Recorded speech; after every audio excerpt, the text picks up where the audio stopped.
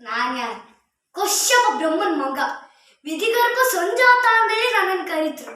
ಚತುರ್ಮುಖ ಬ್ರಹ್ಮನ್ ಮೊಮ್ಮಗ ನಾನು. ವಿಧಾತಲಿಂದನೇ ಹಣಿಬರವನ್ನೇ ಬದಲಾಯಿಸ್ಕೊಂಡ ನಾನು. ಮರಣವನ್ನೇ ಮೆಟ್ಟಿ ನಿಂತ ಮಹಾವೀರ ನಾನು. ಅತಳ ವಿತಳ ಸುತಳ ರಸಾತಳ ತಳೋತಳ ಪಾತಳಗಳನ್ನ ಕಾಲಡಿ ಬೆಚ್ಕೊಂಡು ಮೆಟ್ಟಿ ನಿಂತ ನಾನು ಹೆಚ್ಚಿ ಇಟ್ಟರೆ ಸಾಕು ಇಡೀ ಭೂಮಿಯ ಬಗ್ದು ಹೋಗ್ತ. ನಾನು ಮಂಡಿ ನೆತ್ತರೆ ಸಾಕು ಇಡೀ ಆಕಾಶವೇ ಬೆಚ್ಚಿ ಬೀಳತ್ತ. ನಾನು ಕೈ ಎತ್ತರ ಸಾಕು ಇಡೀ ಸೃಷ್ಟಿಯೇ ದಿಳ್ಕುಟ್ಕೊಂಡು ನಡಗುತ್ತ.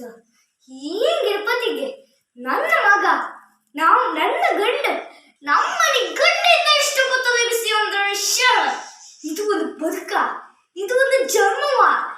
ಎಂತ ತಲುಪಿಸಿ, ಎಂತ ತಲುಪಿಸಿ.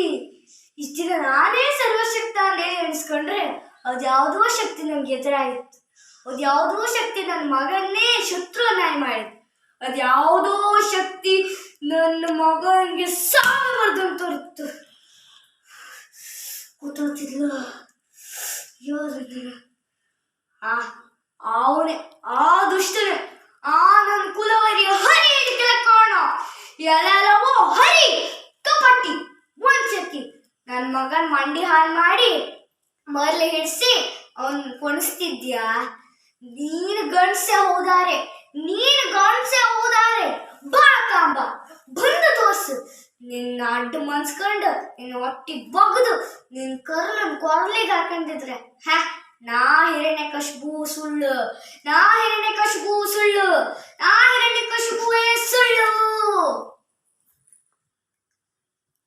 ನನ್ನ ಹೆಸರು ಸಾತ್ವಿಕ್. ನಾನು ಕುಂದಾಪುರದ HMM ಶಾಲೆಯ 3ನೇ ತರಗತಿಯ ವಿದ್ಯಾರ್ಥಿ.